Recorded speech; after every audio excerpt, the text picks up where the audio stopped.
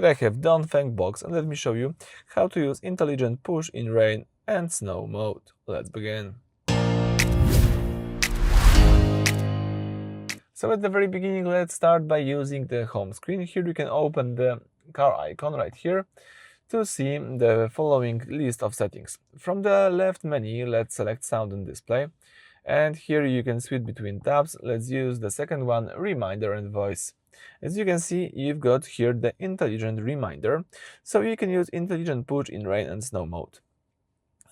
If you enable this feature, the car will send the push notification or suggestions to the screen regarding driving safety or vehicle settings, like for example switching to a specific traction mode when it detects rainy or snowy weather.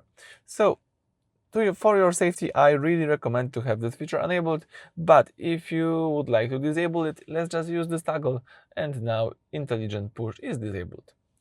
So that's it for this video. Thank you for watching. Please subscribe to our channel and leave thumbs up.